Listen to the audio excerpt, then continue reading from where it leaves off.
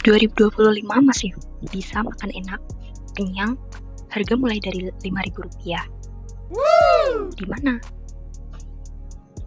Di era serba mahal ini, warung makan Bu Susi membuktikan bahwa masakan rumahan berkualitas tidak harus menguras kantong. Jadi pertanyaannya, apakah model bisnis konversial masih cukup di era digital? Nah, hari ini kita akan menjawab lewat analisis stakeholder dan bisnis model kanvas. Halo, perkenalkan, saya Agnes Awidilsia. Hari ini, saya akan menganalisis potensi transformasi digital warung makan Bu Susi menggunakan 3 framework. Yaitu yang pertama ada stakeholder analysis, yang kedua ada bisnis model canvas, dan yang ketiga adalah customer journey mapping. Sebelum melanjutkan, kenapa sih memilih untuk makan di warung makan Bu Susi ini? Jadi, di warung makan Bu Susi ini merupakan warung makan yang dekat dengan kampus, walaupun berada di perumahan. Masakannya rumahan, enak, lalu pelayanannya ramah. Oke, sebelum kita masuk ke stakeholder analysis, pertama-tama ini ada tentang warung makan Bu Susi. Jadi, warung makan ini berlokasi di perumahan Puri Indah Blok K sampai L di Karangklesem, Purwokerto Selatan.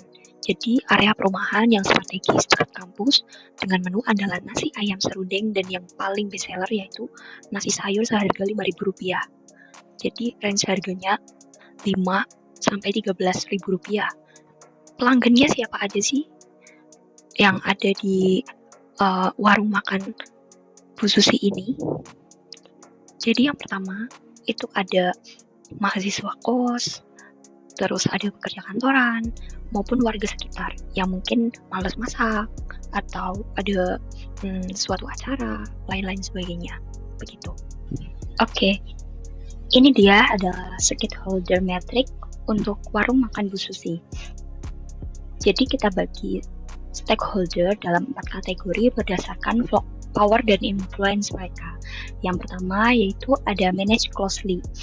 Jadi mempunyai high power dan mempunyai high influence. Yang pertama ada Bu Susi sebagai pemilik warung. Jadi dia itu mempunyai keputusan akhir mau go digital atau tidak.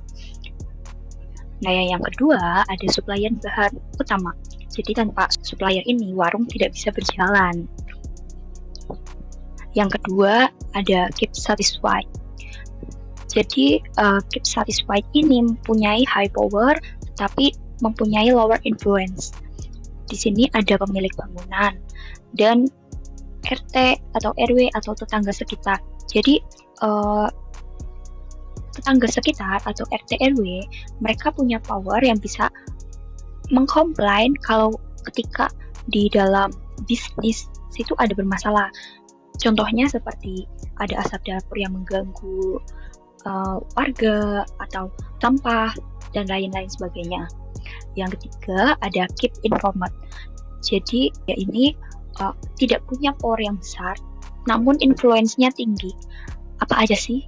Yang pertama itu ada pelanggan tetap, yaitu mahasiswa kos. Jadi mereka ini yang royal, mereka yang akan memberikan review, lalu merekomendasikan kepada teman, serta menjadi brand ambassador gratis untuk warung makan Bu Susi ini. Yang kedua yaitu ada komunitas WhatsApp pelanggan. Jadi seperti grup-grup kos, grup-grup mahasiswa yang sering bertukar pesan bareng dan lain-lainnya. Yang keempat yaitu ada monitor.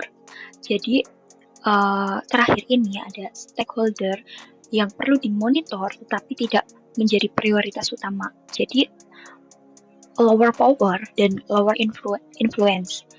Apa aja sih? Yang pertama ada pelanggan sesekali. Jadi mereka ini orang yang cuma lewat dan coba sesekali 2 kali dan belum tentu balik lagi. Yang kedua ada pemasok tambahan. Contohnya ketika bahan-bahan pelengkapnya yang habis perlu diganti, tetapi pemasok bahan utamanya itu sedang libur, itu bisa diganti kalau perlu. Nah, yang ketiga itu ada orang yang hanya lewat atau pembeli baru. Jadi mereka ini masih dalam tahap trial untuk ini aku perlu ke warung ini apa enggak ya, begitu. Setelah memahami stakeholder map ini, jadi nanti Bu Susi bisa fokus energi ke stakeholder yang paling penting. Jadi tidak perlu over ke semua pihak sekaligus dan mempunyai strategi komunikasi yang tepat untuk setiap kelompok gitu. Oke, yang selanjutnya kita akan membedah bisnis model kanvas. Jadi di dalam bisnis model kanvas ini ada 9 elemen kunci yang membentuk model bisnis Bu Susi, mulai dari customer segment hingga cost structure. Mari kita buka kanvasnya. Seperti yang sudah ditampilkan, itu yang pertama ada customer segment di bagian kanan atas. Jadi di customer segment ini, siapa sih pelanggan Bu Susi ini? Jadi yang pertama itu ada mahasiswa kos. Jadi mereka ini mencari makanan yang murah, enak, praktis. Yang kedua ada pekerja kantoran. Jadi pekerja kantor ini membutuhkan makan siang, pengennya tuh yang cepat dan affordable dan dekat. Nah, yang ketiga ada warga sekitar. Jadi mungkin seperti ada ibu-ibu yang malas masak, jadi belinya di Bu Susi gitu. Nah, yang terakhir ada kelompok yang sedang membutuhkan pesanan untuk acara. Contohnya seperti arisan, rapat RT, maupun kumpul keluarga kecil. Yang kedua ada value proposition di bagian tengah atas. Nah, jadi di dalam value proposition ini, jadi apa sih yang Bu Susi tawarkan yang membuat bisnisnya, masakannya, warungnya ini berbeda. Jadi yang pertama ada masakan rumahan dengan harga yang terjangkau. Jadi masakan ini tuh bukan fast food, tapi home cooked meal.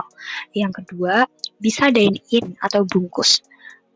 Jadi fleksibel sesuai dengan kebutuhan. Yang ketiga ada menu yang variatif setiap hari. Jadi menunya itu bakal ganti setiap hari. Jadi kita itu tidak bakal bosan kalau kita tuh kesana lagi hari besoknya. Yang keempat yaitu melayani pesanan antar via WhatsApp dengan syarat minimal pesanan. Atau bisa jadi untuk melayani via WhatsApp seperti Bu, saya mau pesan ini nanti saya ambil ya. Nah, itu juga bisa.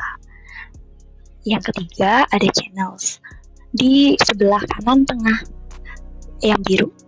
Jadi di channels ini, jadi itu berisinya itu tentang bagaimana sih Bu Susi ini menjangkau pelanggannya. Jadi yang pertama ada penjualan langsung di warung. Jadi ini yang paling dominan. Yang kedua pesanan via WhatsApp, bisa untuk hanya memesan, nanti pelanggan akan datang ke situ untuk mengambil, atau mungkin memesanan via WhatsApp untuk pesan antar atau delivery untuk pelanggan yang mau praktis.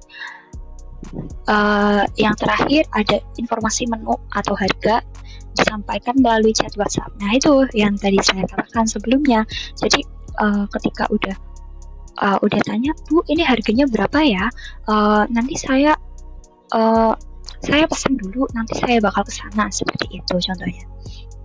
Yang keempat ada customer relationship bagian kanan atas berwarna pink. Nah, di dalam customer relationship, jadi ini bagaimana sih Bu Susi menjaga hubungan dengan pelanggan? Yang pertama yaitu dekat secara personal dengan pelanggan. Jadi Bu Susi ini mengenal pelanggan tetapnya.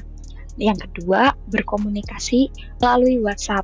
Contohnya seperti share menu pagi, atau semisal ada menu baru yang belum pernah dibuat sebelumnya. Yang terakhir ada sistem kepercayaan. Jadi di dalam sistem kepercayaan ini, pelanggan bisa percaya dengan kualitas masakan, kualitas bisnis dari Bu Susi ini. Yang kelima ada revenue streams. Jadi di dalam revenue streams ini, di dalamnya ini dari mana sih Bu Susi mendapat uang? Nah, di dalam revenue stream ini, yang pertama penjualan makanan porsi harian. Jadi ini yang paling besar, daily lah seperti itu. Yang kedua, pemesanan box atau pack untuk acara kecil, marginnya lebih besar karena orderannya itu pasti bakal lebih banyak seperti itu. Yang terakhir, ada penjualan lauk tambahan. Jadi selain sayuran, bisa hanya membeli lauk saja seperti itu. Yang keenam, yaitu ada key activities. Di dalam key activities ini, jadi apa sih yang Ibu Susi lakukan setiap hari? Yang pertama itu ada memasak dan menyaji di tempat atau dibungkus. Yang kedua, ada mengirim informasi menu harian via WhatsApp. Yang terakhir, yaitu ada mengatur pesanan untuk pesanan order minimal 4 box untuk area terdekat. Yang ketujuh, ada key resources di bagian kiri tengah. Nah, di dalam key resources ini, jadi apa sih yang Ibu Susi butuhkan untuk menjalankan bisnisnya? Nah, yang pertama itu ada bahan masak. Jadi, tanpa bahan ini tidak ada masakan. Kalau nggak ada bahan makanan, nanti gimana dong masaknya? Masaknya pakai apa gitu? Oke, yang kedua ada peralatan dapur. Misalnya kompor, wajan, panci, dan lain-lain sebagainya. Yang ketiga, nah Ibu Susi ini sebagai koki, jadi beliau sendiri yang punya resep dan skill memasak. Yang terakhir, yang keempat ada meja dan kursi, jadi bisa untuk pelanggan dine-in dan untuk pelanggan yang take away juga bisa seperti itu. Yang terakhir ada HP untuk menerima pesanan. Yang kedelapan ada key partners di bagian kiri atas berwarna ungu. Jadi siapa saja sih yang membantu Bu Susi ini? Yang pertama yaitu ada pemasok bahan pasar. Jadi untuk setiap harinya Bu Susi itu bakal membeli bahan baku untuk dimasak. Yang kedua ada tetangga atau komunitas sekitar seperti ya yang membeli lah di situ, yang menjadikan support sistem lokal. Nah, yang ketiga ada orang yang membantu mengantar untuk delivery pesanan WhatsApp seperti itu. Yang terakhir ada cost structure. Nah, jadi apa saja sih biaya yang Ibu Susi keluarkan? Jadi yang pertama itu ada biaya operasional, bisa sewa, listrik, izin di RT RW seperti itu. Yang kedua ada pengadaan stok bahan baku masakan. Jadi ini yang paling besar karena dibeli bahan setiap hari. Yang ketiga ada biaya transport pemesanan antar. Jadi seperti bensin untuk motor untuk delivery. Yang terakhir itu ada biaya bahan lain seperti gas LPG, bumbu untuk kemasan atau sendok dan lain sebagainya. Oke, selanjutnya ada customer journey map. Jadi di dalam customer journey map ini ada beberapa tahapan. Yang pertama itu ada awareness atau tahap kesadaran. Jadi di dalam tahap kesadaran ini, contohnya adalah saya sebagai pelanggan baru waktu awal masuk ke kampus. Jadi melihat warung Bu Susi saat lewat ke kos teman, lalu mendengar dari teman atau grup kos, lalu yang terakhir melihat status WhatsApp, lebih ke status WhatsApp-nya teman yang melihat status WhatsApp-nya Bu Susi. Terus mereka yang pesan, terus aku kepo nih, apa sih mau makan di sana? Emang enak gitu. Yang kedua ada tahap pertimbangan. Jadi di dalam tahap pertimbangan ini aku melihat menunya apa aja sih yang ada di dalam warung itu, lalu tanya tuh ke teman yang sudah pernah makan ke situ, enak apa enggak, harganya bersahabat apa enggak di kantong pelajar gitu atau mahasiswa. Yang ketiga ada mengecek harga. Nah itu Yang ketiga yaitu ada tahap pembelian atau purchase. Di dalam tahap pembelian ini karena udah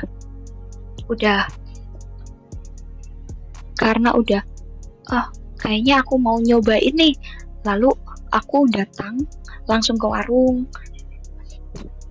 Setelah datang ke warung di hari berikutnya ternyata bisa pesan ke WA lalu ngambil, seperti itu. Terakhir dari customer journey map yaitu post purchase, yaitu tahap pasca pembelian.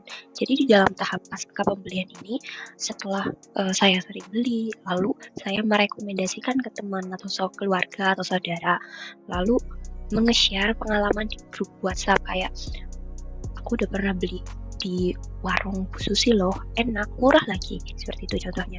Lalu memutuskan apakah akan beli lagi atau tidak. Nah, pada gambar di sini tersebut itu merupakan contoh saya merekomendasikan ke teman, terus kalian mau beli apa? Aku lagi di warungnya Bu Susi nih, list aja yang mau kalian beli, aku tunggu, kayak gitu. Oke teman-teman, jadi kesimpulannya dari stakeholder analysis, kita tahu siapa yang harus diprioritaskan dan bagaimana mengelola setiap pihak. Nah, dari bisnis model canvas atau BMC, kita melihat Bu Susi itu sudah punya fondasi yang solid dengan value proposition yang jelas dan operasional bisnis yang sudah efisien. Dari customer journey mapping, kita dapat mengidentifikasi pain point-nya di setiap tahap dan peluang konkret untuk perbaikan.